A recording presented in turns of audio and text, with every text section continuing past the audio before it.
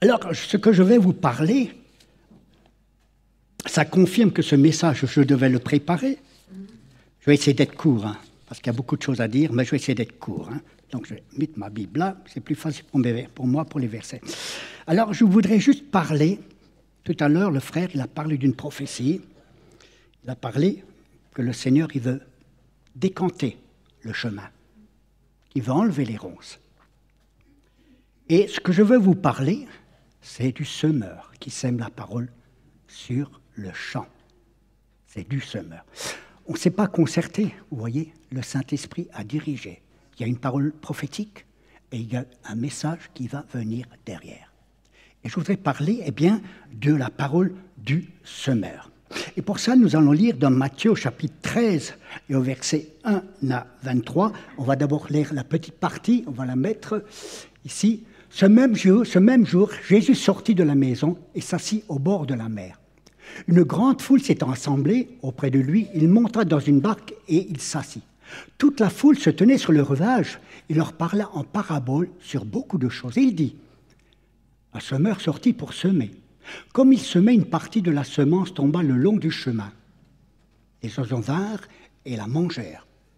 Une autre partie tomba dans les endroits pierreux, où elle n'avait pas beaucoup de terre. Elle leva aussitôt parce qu'elle ne trouvait pas un sol profond. Mais quand le soleil parut, elle fut brûlée et sécha, faute de racines. Une autre partie tomba parmi les épines. Des épines montèrent, l'étouffèrent, et une autre partie tomba dans la bonne terre. Elle donna du fruit, un grain, 100, un autre 60 et un autre 30. Que celui qui a des oreilles pour entendre, entende. Et je voudrais qu'on voie l'explication de cette parabole. La suite, verset 11. Les disciples s'approchèrent et lui dirent « Pourquoi leur parles-tu en parabole ?» Jésus leur répondit « Parce qu'il vous a été donné de connaître les mystères du royaume des cieux et que cela ne leur a pas été donné. Car on donnera à celui qui a et il sera dans l'abondance. Mais à celui qui n'a pas, on ôtera même ce qu'il a. C'est pourquoi je leur parle en parabole, parce qu'en voyant, ils ne voient point et qu'en entendant, ils n'entendent ni ne comprennent. Et pour eux, s'accomplit cette parole d'Ésaïe. Vous entendrez de vos oreilles et vous ne comprendrez point. Vous regardez de vos yeux et vous ne verrez point. Car le cœur de ce peuple est devenu insensible. Ils ont endurci leurs oreilles, ils ont fermé leurs yeux, de peur qu'ils ne voient de leurs yeux et n'entendent de leurs oreilles, et qu'ils ne comprennent de leur cœur, qu'ils ne se convertissent et que je les guérisse. Mais heureux sont vos yeux parce qu'ils voient et vos oreilles parce qu'elles entendent. Je vous le dis en vérité, beaucoup de prophètes et de justes ont désiré voir ce que vous voyez et ne l'ont pas vu. Entendre ce que vous entendez et ne l'ont pas entendu. Mais vous donc, écoutez ce que signifie la parole du semeur. Lorsqu'un homme a écouté la parole du royaume et ne la comprend pas, le malin vient et enlève ce qui a été semé dans son cœur. Cet homme, c'est celui qui a reçu la semence le long du chemin. Et celui qui a reçu la semence dans les endroits pierreux, c'est celui qui entend la parole, la reçoit aussitôt avec joie. Mais il n'a pas de racine en lui-même. Il manque de persistance. Et dès que survient une tribulation, une persécution à cause de sa parole, hélas, il se trouve une occasion de chute. Celui qui a reçu la semence parmi les épines, c'est celui qui entend la parole, mais qui les soucis du siècle et la séduction des péchés étouffe cette parole et la rend infructueuse. Et celui, ça c'est la plus belle des choses, et celui qui a reçu la semence dans la bonne terre, c'est celui qui entend la parole et la comprend, il porte du fruit, un grain, un donne 100 et un autre 60 et un autre 30. Voilà. Amen. Alors oui, je voudrais vous parler effectivement sur le semeur. Alors, quand j'ai médité ce passage, vous savez, ça m'est venu comme ça. Et quand j'ai regardé ce passage, je dis, mais Seigneur, mais il y a 4 messages là, si on regarde bien. Il y a 4 messages dans cette parabole. Ben oui, il y a 4 messages. Oui, la parole, elle parle tantôt d'une manière, tantôt d'une autre. Et le premier message que j'ai vu, ben, c'est un message de salut. C'est là ce qu'on vient de voir. Et puis, un autre message qui parle de la même parabole, mais de l'amour qui est semé. De l'amour qui est semé. Et un autre passage, qui peut aussi être un message de prédication, c'est l'évangélisation. Ben oui, nous les semeurs, nous semons Nous allons dans la rue, c'est ce que l'équipe d'évangélisation, elle fait. Elle va dans la rue, elle sème la parole de Dieu. Elle sème la parole de Dieu. Et puis, j'ai découvert aussi, eh bien, un quatrième message. Le semeur, c'est aussi nous. C'est ma bouche. Qu'est-ce que moi je vais semer?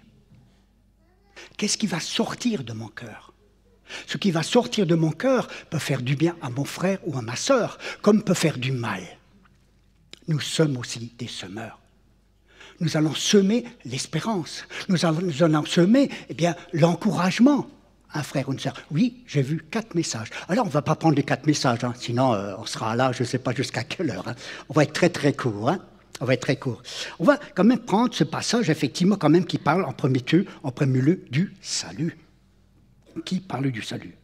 Alors, qu'est-ce que c'est qu'une parabole? Moi, j'aime bien les paraboles parce que c'est une image. Ça illustre une vérité morale, religieuse, pour comparer à une vie courante. Moi, j'aime bien ces paraboles. Moi, ça me parle. Ça me parle, ça m'ouvre les yeux davantage. Elle nous aide à mieux comprendre, elle aide notre esprit, elle nous aide mieux dans cette histoire, à mieux saisir le sens de la révélation de la parole de Dieu, le secret ce mystère de sa parole, elle me permet ça. Donc, la parabole, c'est vrai, la parabole, c'est extraordinaire. C'est une histoire terrestre qui a une signification céleste. Et j'ai regardé et j'ai vu que dans les paraboles, il y en a 49 dans le Nouveau Testament. 49 paraboles. Donc on ne va pas prendre non plus les 49. Hein. 49 paraboles. Il y a la maison bâtie sur le roc. Il y a aussi la parabole de l'ivresse, la parabole de la brebis perdue. La Bible aussi, vous êtes la lumière du monde. La Bible dit, vous êtes le temple. Il y a plein comme ça d'histoires qui nous parlent et qui nous interpellent. Alors bien sûr, la question c'est à qui est adressée cette parabole? On l'a vu qu'elle est adressée d'abord à la foule. Et bien sûr, Jésus compare cette foule à quoi? À chacune de ces personnes, à un grand champ de mission, à une terre immense. Chaque personne représente, qui était là, au pied de Jésus, un grand champ. Et Jésus compare donc, eh bien, cette foule à un grand et immense champ. À des champs tout à fait différents, parce qu'il va prendre différentes paraboles, à des champs différents, c'est-à-dire à des personnes différentes, à des caractères différents. Chacun est différent. Et il va parler à ces différences. À ces différences, il va parler et il va interpeller chacune de ces différences. Le premier terrain, la semence tomba le long du chemin. Ensuite, la deuxième, la semence tomba dans les endroits pierreux. Troisième terrain, la semence tomba dans les épines. Et quatrièmement, la terre tomba sur une bonne terre, sur un bon terrain. Ces 4 terrains représentent donc 4 personnes différentes. Alors bien sûr, on se pose la question, et je n'ai pas besoin de vous répondre, vous l'avez su, hein, qui est ce semeur? C'est Jésus. Et cette semence que Jésus, ici, est en train de semer, c'est quoi? Il est en train de semer Jean 3,16, car Dieu a tant aimé le monde, afin que quiconque croit en lui ne périsse pas, mais qu'il ait la vie éternelle. Jésus est en train de semer la semence de la vie éternelle. Il est en train de semer la semence de la vie éternelle. Et en semant cette semence, il n'a pas fait de différence sur ces 4 terrains. Il n'a pas fait de différence. La Bible, elle dit qu'il lève son soleil sur les méchants, sur les bons, et il fait pleuvoir sur les justes et même sur les injustes. Sur les justes et même sur les... Et dans cette foule, il y avait de tout. Des hommes qui croyaient, des hommes qui ne croyaient pas. Il y avait des hommes qui étaient bons et d'autres qui étaient méchants. Mais il est venu pour tout le monde. Donc il a semé, effectivement, la semence du salut. Il n'a pas fait de différence. Il n'a pas fait de différence. Alors, bien sûr, bien oui, il est venu pour le salut de l'humanité. Alors, la première semence, bien sûr, le long du chemin, eh bien, il semait, une partie tomba dans les chemins. Et puis ensuite, il y a explication de cette parabole. Lorsqu'un homme écoute la parole du royaume, il ne la comprend pas. Le malin vient et enlève tout ce qui a été semé dans son cœur. Cet homme, c'est celui qui a reçu la semence, eh bien, le long du chemin. Et ça, c'est une image d'un cœur endurci, d'une personne insensible indifférent. Vous savez, quand on fait l'évangélisation, on rencontre souvent ces 4 personnes différentes. Il y a des gens qui disent « Bonjour, vous êtes, oui, on vous parle. » Non, non, ça ne m'intéresse pas. D'autres, sur le coup, ils sont attentifs. Ils écoutent. D'autres même demandent qu'on prie pour eux. Oui, on rencontre ce genre de personnes quand on évangélise, quand on annonce la parole de Dieu. Alors, oui, c'est l'image ici de ce terrain, le long du chemin, un cœur endurci, insensible, qui ne veut rien entendre. Et là, Jésus s'adresse à des pharisiens, des publicains qui étaient là. Des hommes qui connaissaient les choses de Dieu, mais qui ne voulaient rien entendre. Qui ne voulaient rien entendre de Jésus, qui était le Messie, l'agneau de Dieu, qui est venu ôter le péché du monde. Ils ne vous voulaient pas. Ça fait penser à un lépreux. Vous savez, le lépreux, 10 ont été guéris. Il n'y en a qu'un seul qui est revenu pour dire merci Seigneur. Où sont passés les autres? Où sont passés? Merci pour la bénédiction. Hein. Au revoir Jésus. Hein. Adieu. Hein. Ils ont été guéris. Qu'est-ce qu'ils sont allés faire? Mais il n'y en a qu'un seul qui est venu pour dire Seigneur, merci. Il n'y a qu'un seul qui a reconnu qu'il est l'agneau de Dieu. Il n'y a qu'un seul qui a reconnu qu'il est le salut et qu'il est celui qui guérit, qui est venu guérir les opprimés, venir délivrer. Il n'y en a qu'un seul lépreux. Oui, les autres, c'était des cœurs endurcis, les 9 autres. Ils sont partis. Merci, sans plus. La deuxième semence, elle nous parle dans les endroits pierreux. Une autre partie tomba dans les endroits pierreux et elle n'avait point beaucoup de terre. Elle se leva aussitôt parce qu'elle ne trouvait pas un sol profond. Et quand le soleil parut, elle fut brûlée et sécha faute de racines. Alors ces endroits pierreux, c'est quoi? Ce sont des hommes et des femmes heureux d'avoir reçu des bénédictions de Dieu. Heureux sur le moment. Heureux sur le moment parce qu'ils ont été visités. Heureux. Mais c'est un cœur, en réalité, superficiel, sans plus, sans rien, sans plus. Ils ne sont pas allés plus loin. Heureux d'avoir reçu la bénédiction qui leur était offerte. Heureux de voir des choses extraordinaires. Mais sans plus. Ils sont restés dans l'état où ils étaient. Ils n'ont pas bougé. Il n'y a eu rien de plus. Ensuite aussi, la troisième semence est tombée dans des épines. Celui qui a reçu la semence parmi les épines, c'est celui qui entend la parole, mais qui a des soucis du siècle et la séduction des richesses étouffe cette parole et la rend infructueuse. Parmi les épines, ces épines représentent un cœur encombré d'une semence et de racines qui finissent de gagner de la place de plus en plus. De plus en plus. Oui, ce sont les richesses. Oui, ce sont les plaisirs du monde. Ce sont les désirs du monde. Ils ont entendu, mais mon cœur est autre part. Mes yeux sont autre part. Il y a autre chose à voir. Il y a autre chose à vivre. Il y a autre chose, effectivement, à recevoir.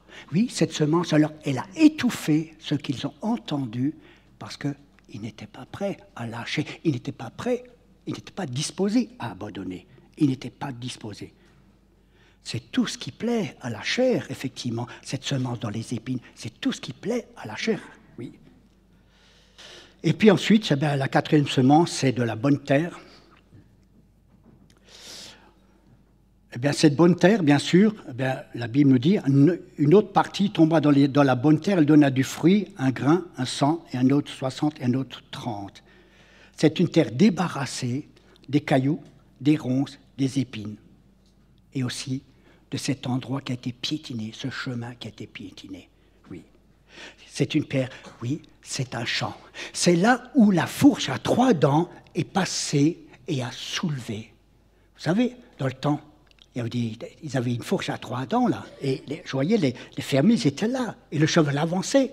À mon que je me souviens, et cette fourche a permis de faire tout ressortir, ronces, épines, cailloux, tout, de permettre d'avoir un terrain nickel. Il n'y avait plus rien au fond. Il n'y avait plus rien au fond. Oui, c'est ça. La bonne semence, c'est d'avoir autorisé le Seigneur de venir et de se débarrasser de tout ça. Afin que cette semence qui est semée puisse porter du fruit. Oui, c'est un cœur qui accepte le salut. C'est un cœur qui est changé, qui est transformé, totalement changé, un cœur converti. Ézéchiel dit au chapitre 11, verset 9, « J'ôterai de leur cœur le cœur de pierre et je leur donnerai un cœur de chair. » Et plus loin, 1 Corinthiens 3, verset 9 nous dit, « Vous êtes le champ de Dieu, vous êtes l'édifice de Dieu. » Vous êtes le champ de Dieu et l'édifice de Dieu. Oui. Pourquoi ces trois personnes ne comprennent-elles pas? Jésus a dit qu'il leur a parlé en parabole. Il a même dit qu'il leur a parlé parce qu'afin qu'ils ne comprennent pas. Ce n'est pas que Jésus n'a pas voulu qu'ils comprennent. Au contraire, il voulait qu'ils comprennent. Jésus ne veut pas empêcher que des gens soient sauvés. Mais parce qu'il connaissait déjà leur cœur, il savait qu'ils étaient endurcis, il savait que ces trois terrains, c'est-à-dire ces trois personnes qui étaient là, cette catégorie de personnes étaient là, ne voulaient pas. Et c'est pour ça qu'il dit qu'ils ne pouvaient pas le comprendre, qu'ils ne comprenaient pas cette parole, cette parabole, parce qu'il a vu qu'ils étaient déjà endurcis. Parmi cette foule, il y avait d'autres. Jésus, c'est le Messie. Oui, les disciples ont compris cette parabole parce que l'Esprit de Dieu, parce que Jésus n'était pas encore enlevé, l'Esprit de Dieu leur a expliqué. L'Esprit de Dieu était là. Le Saint-Esprit, qui est aussi le Christ, a été là, leur a expliqué cette parabole. À vous, il vous a été donné de connaître parce que vous avez reconnu que je suis le Messie. Vous avez accepté le salut. Alors, je vous éclaire, mais pas les autres. Ils veulent sauver tout le monde, mais s'ils rencontrent des cœurs endurcis, ils ne s'y opposent pas. Ils respectent. Oui, cette première partie, je trouve qu'elle parle effectivement du salut. Donc j'étais assez court, il y avait beaucoup de choses à dire, parce que la troisième partie, je la trouve plus importante. Pourquoi? Parce qu'elle nous concerne tous, parce que nous sommes là, tous, enfants de Dieu. Et cette parole, la semence, elle parle de l'amour de Dieu. Pourquoi je parle de ça? Parce que un jour, je me suis posé la question. Un jour, j'ai dit, Seigneur, moi je crois que tu fais des différences au niveau de l'amour. Quand je vois Moïse, l'onction qu'il avait, waouh, mais pourquoi lui, pourquoi pas moi? Quand je vois l'apôtre Paul, l'onction qu'il avait, l'amour qu'il avait en lui, pourquoi lui, pourquoi pas moi? Seigneur, moi je trouve que tu fais des différences. Je ne comprends pas. Moi, je voudrais aussi ça, Jésus. Moi aussi, je voudrais vraiment être rempli comme Moïse, rempli comme l'apôtre Paul, rempli comme l'apôtre Jean, comme ces apôtres, ces disciples.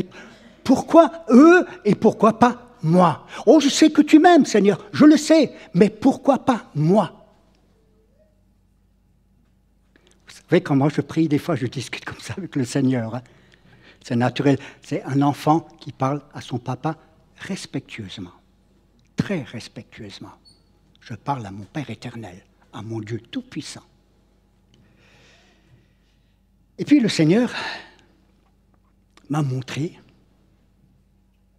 qu'il n'y a pas de distinction, que l'amour qu'il donne, elle est illimitée à tous ses enfants. C'est-à-dire, le Seigneur me montre, mais cet amour, tu l'as? Tu as le même amour que j'ai donné à l'apôtre Pierre, tu as le même amour que... Je ne fais pas de distinction. Je ne fais pas de distinction. Comme Jacob, il a fait avec Joseph, son frère. Il a aimé plus son frère et ensuite ça amenait des ennuis. Pas avec moi. Je ne fais pas de distinction. Le même amour que j'ai eu pour mon serviteur Moïse, ou l'apôtre Paul, ou Pierre, ou Jean, c'est le même amour que tu as aussi. L'amour de Dieu. Nous avons le même amour. Et le Seigneur m'a montré, donc, j'ai un amour qui est donné illimité, mais c'est en fonction de moi. C'est illimité. Donc, nous avons le même amour. Il n'y a pas de différence. L'amour est donné avec abondance. Elle est semée avec abondance. Mais cette semence d'amour abondante peut rencontrer, bien sûr, des obstacles. Elle rencontre des obstacles. Voilà la différence. Moïse rempli de l'amour de Dieu, rempli de l'Esprit de Dieu. Pierre, Paul, Jacques, remplis. Mais la différence, c'est qu'il n'y avait pas d'obstacle chez eux. L'obstacle donc qui empêche que cet amour, je le reçois abondamment, déborde de ma vie, dépend de moi. Est-ce que Dieu rencontre-t-il des obstacles? Est-ce qu'il rencontre des obstacles dans votre vie qui l'empêchent de donner encore et encore et encore, sans cesse, jusqu'à notre dernier souffle? Oui, certains, parce qu'il n'y a pas d'obstacle dans leur vie, ont plus l'amour de Dieu en eux, ont plus cet amour, parce que leur cœur est disposé, parce que leur cœur est ouvert, parce que c'est un cœur où la semence, elle est sur le bon terrain. Elle est sur le bon terrain. C'est une terre qui, débarrassée de ses cailloux, de ses ronces, de ses épines, des endroits où la terre était dure. C'est ce qu'on a vu tout à l'heure. Oui, voilà pourquoi. Il y a effectivement cette semence sur un bon terrain, parce que le terrain a été bien préparé, parce que le terrain, il est disponible. Oui, comme on l'a dit tout à l'heure, avec la charrue à 3 dents, lui a permis. Alors ce qui fait que c'est un cœur, parce qu'il a accepté que le Seigneur vienne retourner tout ça, enlever les cailloux, les ronces. Alors du coup, ce cœur, eh bien, il est réceptif à la parole de Dieu. C'est un cœur qui appartient à Dieu, c'est un cœur qui accepte l'évangile, c'est un cœur qui accepte le salut. Et c'est un cœur donc qui est ouvert. Et l'amour de Dieu, elle se déverse. C'est un cœur nouveau, changé, transformé. Un cœur ouvert aux choses de Dieu. Un cœur rempli de l'esprit de Dieu, de l'amour de Dieu, qui vit selon l'esprit, qui marche selon l'esprit. Il a la foi. Il a la parole en lui, il a la soumission, il y a l'obéissance, il a la persévérance, il ne se lâche pas, parce que c'est un bon terrain. Dieu peut agir, Dieu peut parler, Dieu peut montrer, Dieu peut révéler, Dieu peut diriger, Dieu peut donner des révélations qui vont permettre d'aller toujours et encore plus loin. Résultat, un tel cœur, où il n'y a pas d'obstacle, où il n'y a pas de cailloux, il n'y a pas de ronces, il n'y a pas d'épines, il n'y a rien, un chemin même qui est plus, pas du tout piétiné, il porte du fruit.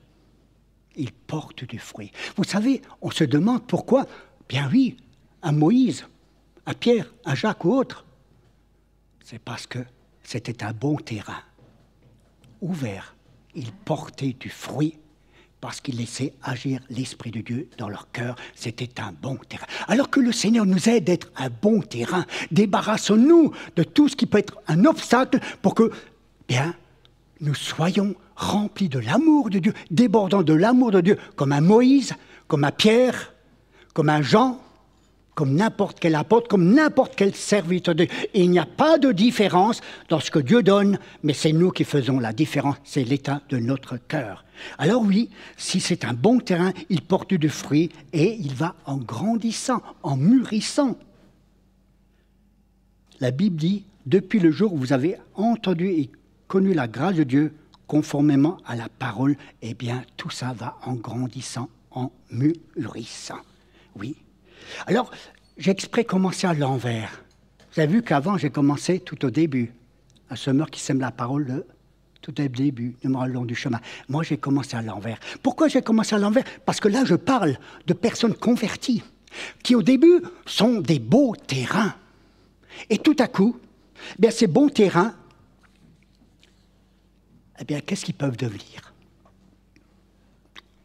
Des terrains, une parcelle de terrain, où il y a des épines et des ronces. Avant, c'était un bon terrain rempli de l'Esprit de Dieu, au service de Dieu, qui aimait la parole, qui la dévorait, qui aimait son prochain, qui venait à l'église, qui attendait même qu'il y a le dimanche qui arrive pour venir à l'église, pour écouter la parole, parce qu'il avait soif, parce qu'il y a quelque chose qui brûle en lui.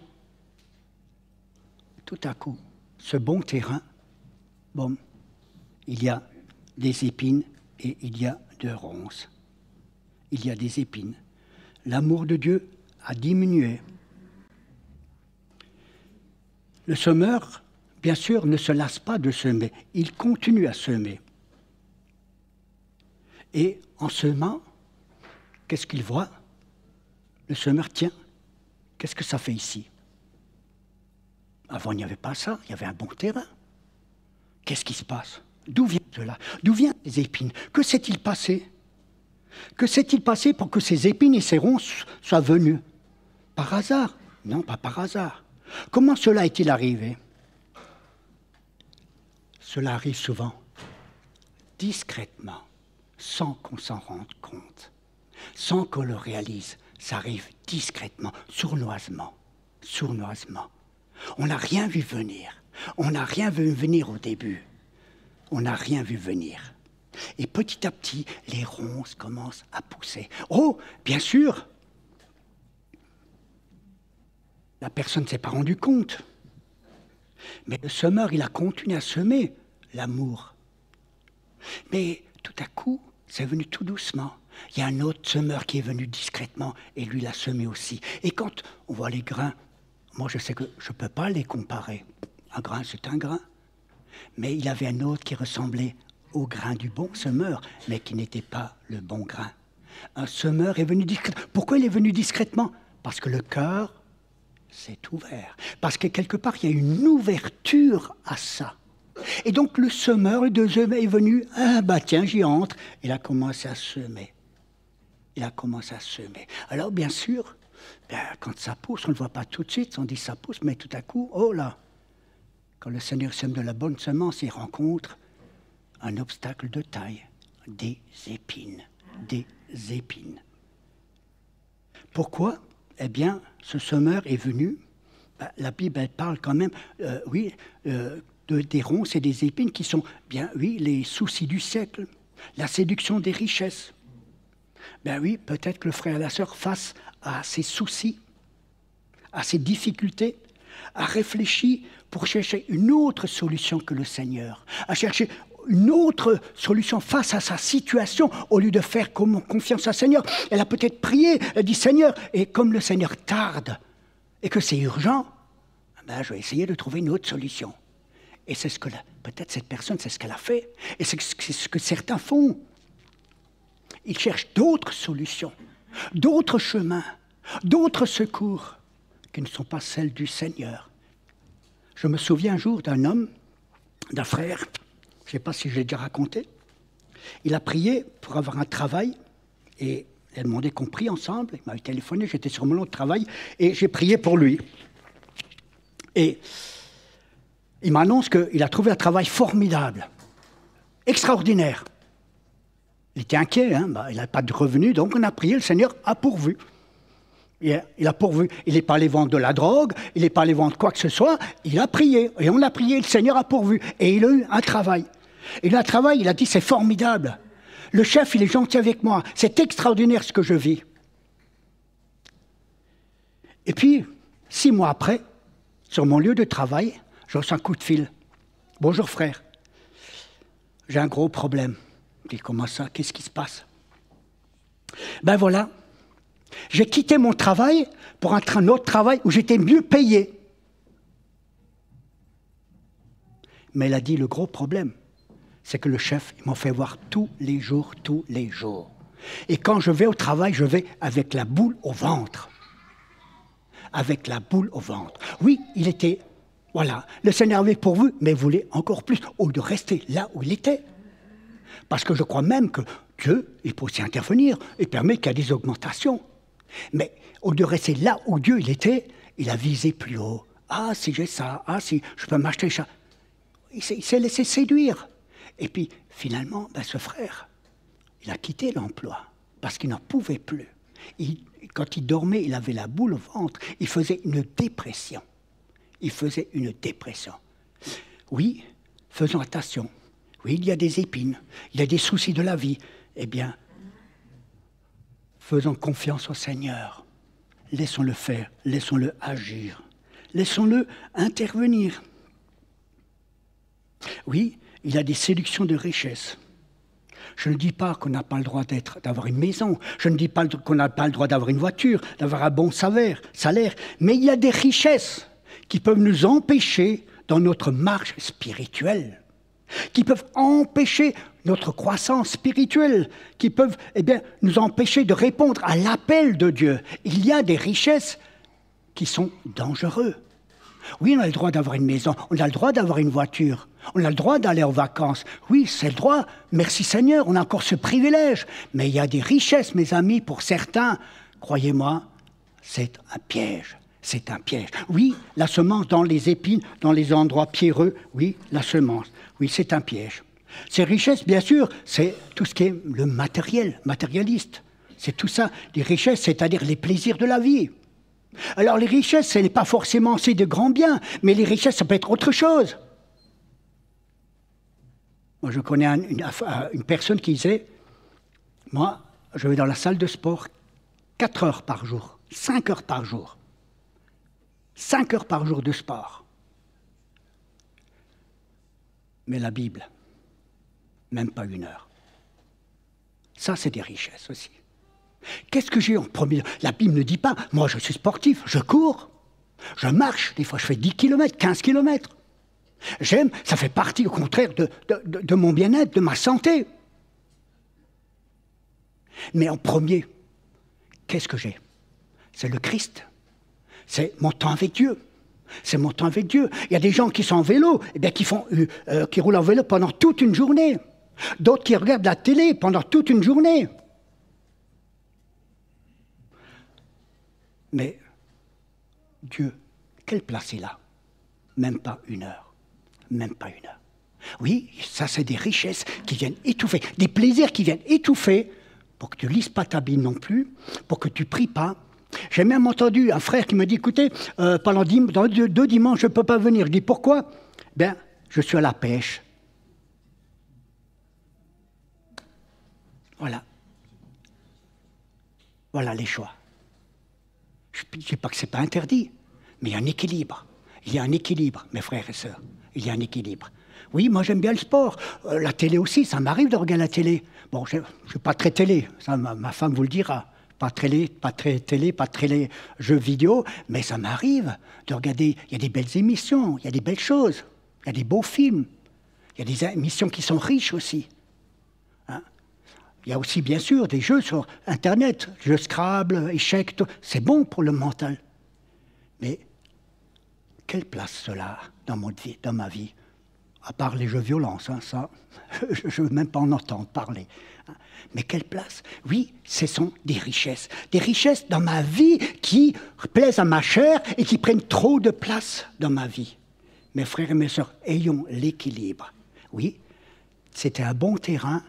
Et tout à coup, vous avez des gens qui passent des heures devant la télé et qui avant lisaient beaucoup la Bible et qui la lisent moins, et qui vont moins à la réunion alors qu'avant ils allaient souvent, et qui allaient souvent dans les réunions de prière et maintenant qui vont de moins.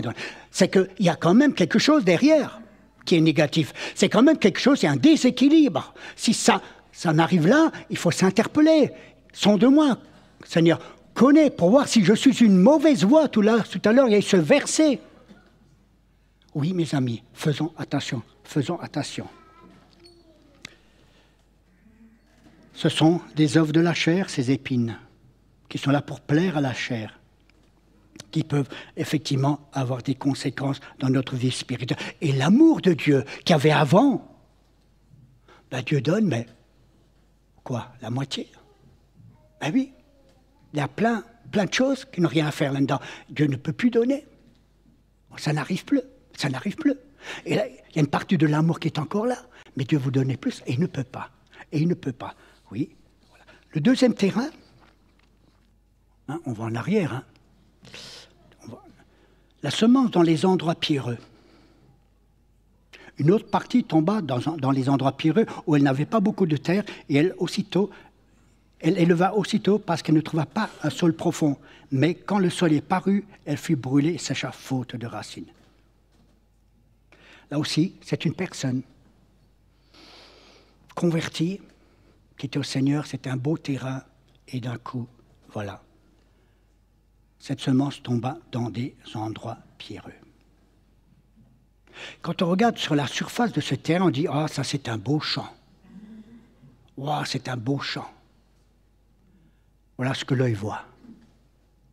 Mais ce qu'on ne voit pas, c'est que derrière, en dessous de ce champ, il y avait des cailloux. Ce que l'œil ne voit pas. Il y avait des cailloux. Oui, les plantes, elles germent. Les gens disent « Ah, c'est un beau champ. » Ça s'élève. Et quand le soleil vient et tape, et que tout à coup les racines montent, elles descendent, parce que le soleil il est là pour aider.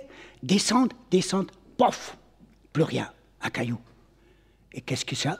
Eh bien, cette semence, elle brûle aussitôt, parce qu'elle rencontre un obstacle, des cailloux. Ça ne peut pas germer plus loin, elle brûle, elle brûle. Parce que c'est un sol peu profond. Les racines rencontrent un obstacle de taille. Alors, c'est quoi? Eh bien, c'est pierre dans le champ. Eh bien, ça parle de résistance, ça parle de dureté, ça parle de révolte, ça parle de critique. Ça parle de ça. Ce sont des hommes et les femmes qui, bien sûr, sont heureux quand elles reçoivent la bénédiction, qui sont heureux quand elles sont bénies. Mais c'est superficiel. Il y a un manque de profondeur. Et ensuite, ils sont aussi là pour critiquer, pour juger. Ils sont constamment dans la critique, dans le jugement. Ils sont constamment mécontents. Il y a de l'amertume en eux. Il y a quelque chose qui n'est pas bien en eux. C'est des hommes et des femmes qui suivent le Christ. Parce qu'il y a des prodiges, parce qu'il y a des miracles, qui ont vu des choses dans leur vie. Mais ça ne rentre pas dans leur cœur. Oui, c'est une semence dans les endroits pierreux. Israël a été délivré, vous vous rappelez des plaies. Alléluia! La délivrance en Égypte. Ils ont vu des miracles de leurs yeux, ils ont vu des prodiges de leurs yeux, ils ont vu des choses extraordinaires dans leurs yeux, Ils sont sortis triomphants. Ils s'avancent et voilà que tout à coup ils sont devant la mer. Obstacle. Avec Moïse. Et ce peuple qui était heureux, qui a vu des miracles, des prodiges, ce peuple extraordinaire que Dieu a sauvé par grâce, a touché par grâce, par amour. Ils étaient là, face à la mer, tout à coup, ils voient une cavalerie qui arrive au loin, ils entendent du bruit. C'est Pharaon. Et ce même peuple qui a vécu des prodiges, qui a vécu des choses, qui a vu des choses extraordinaires, critiquera Moïse, il dira, qu'est-ce que tu nous as fait? C'est pour nous faire mourir d'Égypte, on aurait préféré rester là où on était avant. Oui, un peuple, il n'y avait pas de profondeur. Il y avait des pierres, il y avait des cailloux.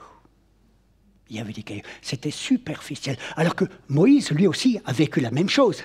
Mais qu'est-ce qu'il dira? Regardez l'Éternel. Il y trouve la foi. Et il y a la foi, la profondeur de la foi, qu'il n'y avait pas chez les autres. Et beaucoup de frères et de sœurs ont vécu des miracles, mais ce qui manque, c'est la foi.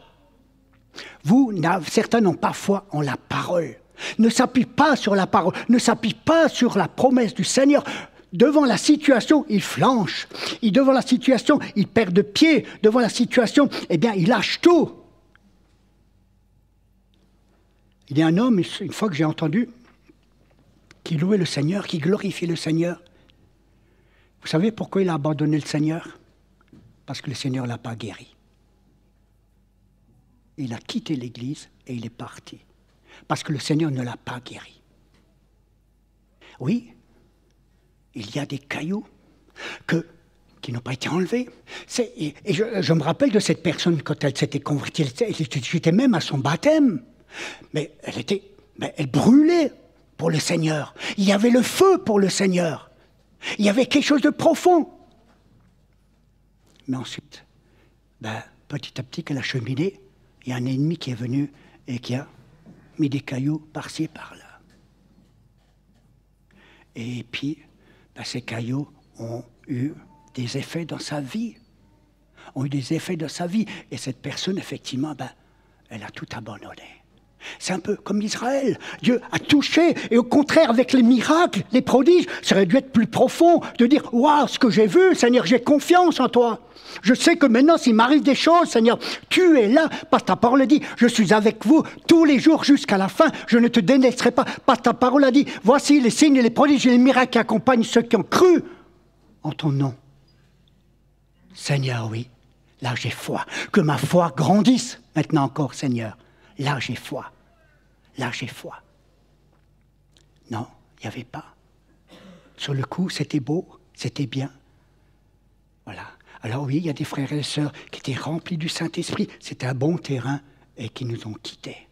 Oh, il faut prier pour eux, qui nous ont quittés et qui sont partis autre part ou qui ne sont plus jamais revenus et qui ont laissé des choses de côté. Et d'où l'importance encore de prier avec eux.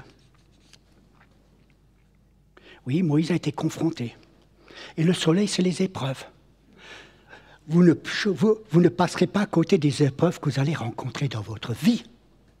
Vous n'allez pas, passer à côté de ça. On est sur cette terre, on est éprouvé constamment dans l'épreuve. Mais l'épreuve que je subis doit m'aider à grandir spirituellement. L'épreuve que je vais rencontrer, j'en tire une leçon. J'en tire une leçon spirituelle dans ma vie pour aller plus loin avec le Seigneur. Pour marcher plus loin avec le Seigneur. L'épreuve, ce n'est pas négatif. À l'école, quand quelqu'un va à l'école, vous croyez qu'il sait écrire et parler le français tout de suite? Bien, non. C'est une épreuve. Hein. Il faut travailler, c'est dur, il faut mémoriser, il a oublié. C'est dur, c'est une épreuve. Mais s'il persévère, il arrive à son diplôme. S'il persévère, la récompense, elle est là. Oui, elle est là, elle est présente. Oui, c'est une épreuve. C'est vrai, la vie est une épreuve, mais la foi va nous permettre de surpasser ces épreuves. Et c'est ce qu'il fait avec Moïse. Moïse a vécu les mêmes choses que le peuple d'Israël, mais la différence, c'est que c'était un homme de foi. Il avait la foi. Il avait la foi. Alors, que le Seigneur nous aide à avoir la foi qui répond à toutes les difficultés, la foi qui triomphe du monde. La Bible dit, mettez-vous à l'épreuve, examinez vous-même si vous vivez dans la foi. Vous reconnaîtrez que Jésus est parmi vous, n'est-ce pas? Voilà ce que dit 2 Corinthiens, chapitre 13, verset 5. Mettez-vous à l'épreuve, examinez-vous vous-même si vous êtes dans la foi. Oui, donc la foi nous permet effectivement d'aller beaucoup, beaucoup plus loin. Ensuite, le long du chemin,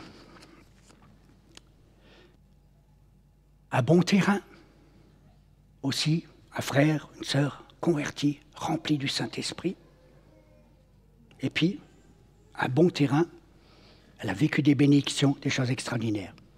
Et là, qu'est-ce qu'il y a le long du chemin? Comme il semait, une partie de la semence tomba le long du chemin. C'est-à-dire, avant, c'était un champ. Et qu'est-ce que ce chemin fait là? Ce chemin fait, il est là parce que, tout à coup, il y a un bonhomme qui est passé, qui a traversé le champ. Voilà. Et puis un autre, tiens, il y a un raccourci. Allez, on coupe. Voilà. Et un autre, et plusieurs ont dit, mais tiens, c'est un chemin, on peut y aller. Et tout le monde a marché, tout le monde a piétiné. Ce qui fait que c'est un chemin piétiné qui a traversé le champ. Mais avant, c'était un champ complet, retourné, pour porter du fruit qui était là.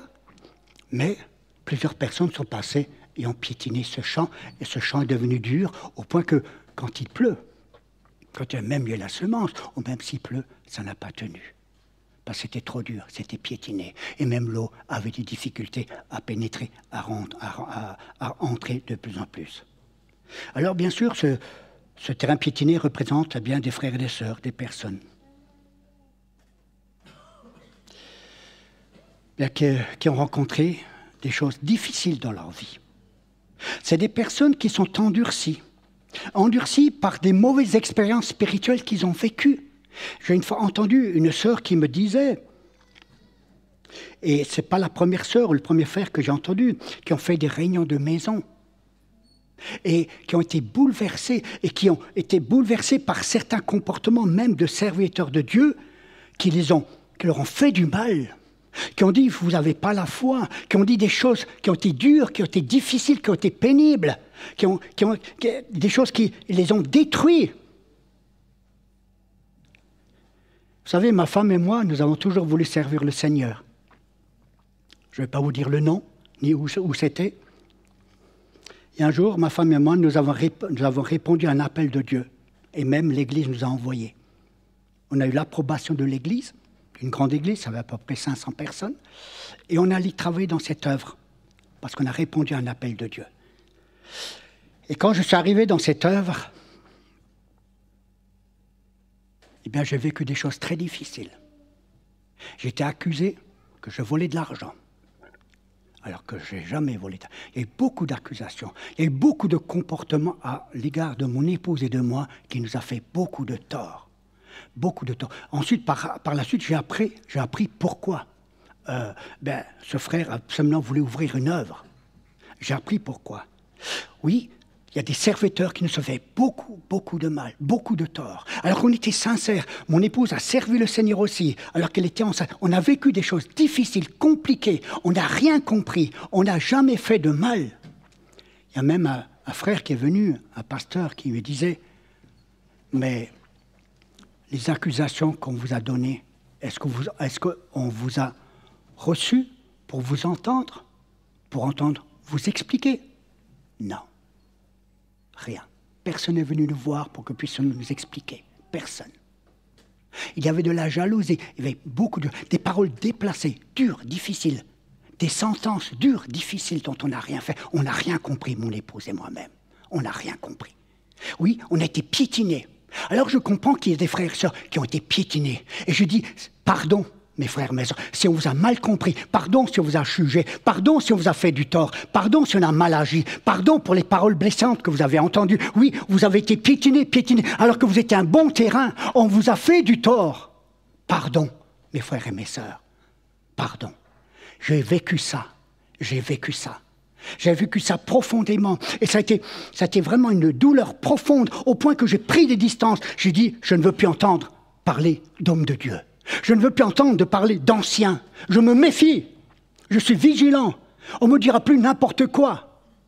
Je me suis endurci par cette souffrance que j'ai vécue. Oui, j'étais une bonne terre au service du Seigneur qui a voulu le servir, mais piétiné. Et finalement, on est parti de cette œuvre. Et bien sûr, Dieu a pourvu, parce que l'Église a pris en charge tout le déplacement de nouveau. Et du coup, on a retrouvé une autre œuvre, on a pu vraiment travailler. Et là, c'était différent. On a été bénis. C'était le SOS.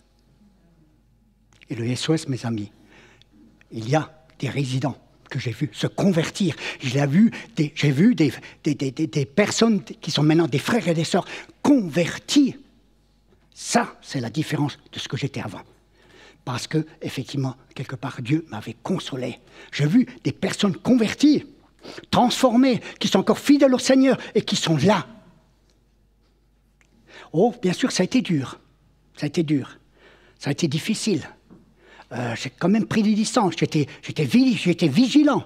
Je sais qu'un jour, un homme est venu me voir pour travailler dans un foyer à Lille. Et il m'a dit, écoutez, j'étais là-bas, j'avais prêché la parole, et il me dit, écoutez frère, le Seigneur m'a montré que vous devez venir travailler à Lille, dans ce foyer. Vous savez, qu'est-ce que j'ai répondu à ce frère? On en tire des leçons après. Hein. Frère, merci.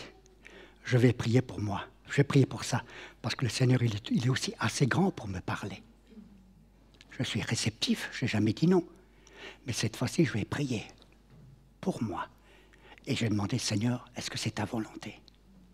Et le Seigneur ne me l'a jamais montré. Et heureusement, parce que j'ai appris que 6 mois après, cette structure a fermé parce qu'il y a eu un chaos total. Vous voyez? Là, je dis, voilà.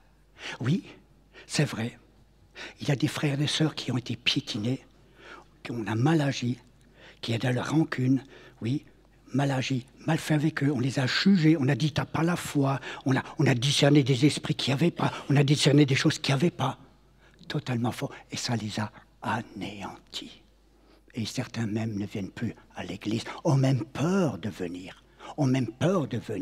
À l'église, ont peur de venir à l'église. Alors oui, mes frères et sœurs, rancune, amertume, tout ça se sont installés, se sont mis en place. Alors la solution, pour que ce terrain devienne de nouveau un bon terrain, il faut de nouveau permettre au Seigneur de dire, Seigneur, regarde cette partie-là de nouveau. Viens avec la charrue à 3 dents. Viens, Seigneur, avec l'aide du Père, du Fils et du Saint-Esprit. Viens maintenant retourner. Il faut d'abord l'accepter. Viens retourner ce terrain dur, piétiné, Seigneur. Pour que cette parcelle de nouveau, Seigneur, soit une parcelle de nouveau 100%. Là, Seigneur, j'ai qu'une partie. Oui, là, c'est vrai, c'est bien. Mais cette partie, Seigneur, il me manque quelque chose dans ma vie, Seigneur. Il me manque quelque chose de profond en moi. Il me manque, Seigneur, cette effusion davantage. Il me manque, Seigneur, que je déborde, Seigneur, de cet amour. Viens, Seigneur, cultiver cette partie.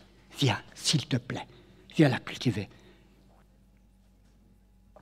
Oui, il faut apporter cette souffrance au Seigneur. La Bible dit dans Lamentation de Jérémie, « Répands ton cœur comme de l'eau en présence du Seigneur. » Et alors le Seigneur dit aussi, quand on le fait, le Seigneur dit, « J'ai entendu ta prière. » C'est ce que j'ai fait, Seigneur. C'est ce que j'avais fait dans ma vie. Oh, ça a quand même été long, il y avait du travail. Parce que quand c'est des dégâts, c'est impressionnant les dégâts. Soit c'est du miracle, ou soit ça met du temps. Mais je pense que ça a mis du temps parce que en cogitant, j'ai appris des choses. Si c'était trop rapide, je n'aurais pas tiré des leçons. Mais le fait que je l'ai gardé encore en moi, j'ai appris. Ça m'a permis d'évoluer et ça m'a permis de construire et maintenant de voir les choses autrement et d'agir autrement et d'entendre autrement et de me positionner autrement maintenant. Oui. De Romains, chapitre 20, verset 7, qui dit « J'ai entendu ta prière, j'ai vu tes larmes, voici je te guérirai. » Alors oui, mon frère, ma soeur, si tu es ça, si tu es ce terrain qui a été endurci, qui a été piétiné, à qui on a manqué du respect, à qui on a mal agi, à qui on avait fait du mal, on a fait du tort, on a eu des paroles déplacées quand on a dit que c'était de la part du Seigneur, alors que ce n'était pas la part du Seigneur, parce qu'on a voulu se proclamer prophète, alors qu'on n'avait rien à dire à ce moment-là. Alors oui, repends ton cœur devant le Seigneur. Viens devant le Seigneur et il te guérira. Il te guérira, Jérémie dit, je te guérirai et je panserai tes plaies. Et je panserai tes plaies. Et pour que la guérison s'accomplisse, eh bien cela passe par le pardon. La délivrance, c'est quand il y a le pardon. Et mes amis, mes frères, mes sœurs, j'ai pardonné à ceux qui m'ont fait du mal. Dans mon cœur, j'ai pardonné. Bien sûr, j'ai pris des distances, parce que je sais à qui je vais faire, mais j'ai pardonné. Pour moi, c'est fini. J'ai tourné la page. Et c'est le pardon aussi qui m'a davantage rétabli et guéri. Alors oui, mon frère, toi qui as vécu ces choses, pardonne, demande pardon.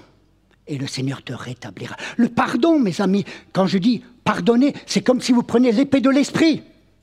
Le diable, il ne veut pas que vous pardonnez. Parce que si vous pardonnez, ça ne restera plus, tout ça va partir. Parce que si vous pardonnez, tout ça va sortir. Et le diable ne veut pas que ça sorte. Il veut que ça reste là-dedans. L'expérience négative que tu as vécue, ça reste là-dedans. Parce que si ça sort, alors il a peur que tu bouges. Il a peur que tu vives. Il a peur que tu cours. Il a peur que tu loues le Seigneur. Il a peur parce que tu es délivré. Alors il ne veut pas. Le pardon, si tu le prends, c'est l'épée de l'esprit, c'est un coup mortel au diable. Et c'est ça que j'ai fait. J'ai dit, Jésus, je pardonne. Oh, j'ai vu le frère. Mais je l'ai pardonné. J'ai tourné la page. J'ai continué mon chemin. Le pardon permet alors de continuer son chemin et de vivre d'autres expériences. D'autres expériences. Oui, mes amis. Mes frères et sœurs, oui. Peut-être que certains se sont reconnus dans ces terrains. Avant, vous étiez un terrain qui portait beaucoup de fruits. Vous étiez rempli de l'amour de Dieu. Vous étiez rempli de l'amour de Dieu. Alors, mes frères et sœurs, laissez le Saint-Esprit agir dans votre vie. Laissez le Saint-Esprit agir dans votre vie. Laissez-le intervenir dans votre vie. Laissez-le réparer ce qu'il y a à réparer. Enlevez les cailloux de votre vie. Enlevez les ronces de votre vie. Enlevez les épines de votre vie. Enlevez la dureté qu'il y a eu dans votre vie. Oui, afin qu'il ait de nouveau la foi. Oui, laissez la charrue du Seigneur passer sur votre chemin de nouveau et redonner vie à votre être intérieur. Redonnez vie à votre intérieur. Oui, mes frères et sœurs, voilà ce que le Seigneur veut faire dans votre vie. Voilà ce que le Seigneur veut agir dans votre vie. Vous vous souvenez de Joseph ? Joseph, cet homme a vécu quelque chose de difficile dans sa vie. Cet homme, Il a très bien pu garder rancune. Ses frères ont été jaloux. Ses frères l'ont jeté dans le puits. Ils se sont assis dessus. Ils ont parlé de le tuer. Et l'autre, Ruben, a dit « Oh, surtout pas !» Il est intervenu. Alors qu'est-ce qu'ils ont fait? Ils l'ont vendu esclave. Comme esclave. Mais Joseph n'a rien demandé. C'est un homme, simplement un enfant, qui voulait marcher avec le Seigneur. Il était vendu comme esclave. Et ensuite, même après, il a été jeté en prison parce que pour des choses injustes dans sa vie.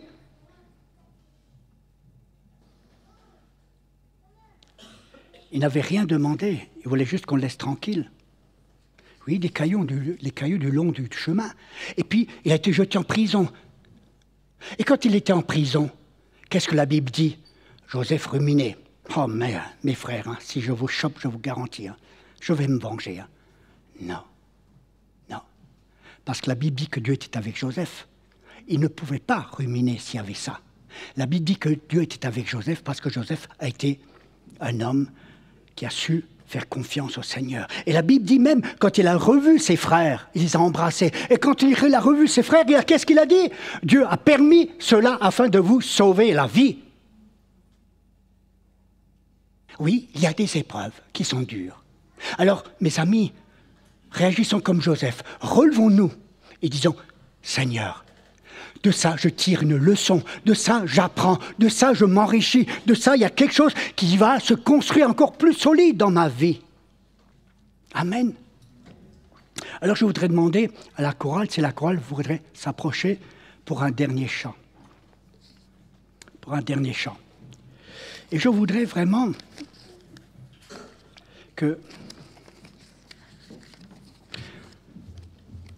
qu'on puisse aussi se lever à notre place, ce qui, si vous le voulez bien, alléluia, se lever à notre place. Excusez-moi si j'étais long, mais c'est quelque chose qui avait très fortement sur mon cœur, et en plus ça a été confirmé par une prophétie tout à l'heure, que c'était vraiment ce qu'il fallait apporter. Alors pendant qu'il y a la musique, alors mon frère, ma sœur, peut-être tu es dans cette situation. Laisse le Saint-Esprit agir dans ta vie. Laisse le Saint-Esprit enlever ces ronces, ces épines. Laisse le Saint-Esprit enlever ces cailloux qu'il y a dans ton cœur. Laisse le Saint-Esprit refaire ce chemin, le nettoyer. Laisse le Saint-Esprit. Laisse-le. Afin que l'amour de Dieu, qui était peut-être là, maintenant déborde. Afin que l'amour de Dieu qui va déborder de votre vie, et c'est mon désir, je veux que cet amour déborde de votre vie, puisse couler et déborder et bénir ceux qui sont autour de vous. Bénir ceux qui sont autour de vous. Alléluia. C'est mon désir. Et mes frères, mes sœurs, je vous appelle, à vous peut-être qui vous êtes vus au travers de cette prédication, simplement, d'avancer pour qu'on prie pour vous, pour qu'on puisse prier pour vous, intercéder pour vous, afin que le Seigneur vous aide dans ce que vous avez vécu, vous libère dans ce que vous avez vécu, vous rend libre, vous délivre, vous permet, de vivre de nouveau cette onction, être à nouveau rempli du Saint-Esprit, être visité par le Saint-Esprit, être guéri, être restauré, entièrement restauré. Oui, mes frères et mes sœurs, oui. S'il y a des frères et sœurs qui le veulent, s'approche pour qu'on prie pour vous, afin que le Seigneur agisse dans votre vie, que le Seigneur intervienne dans votre vie. Alléluia. Alléluia.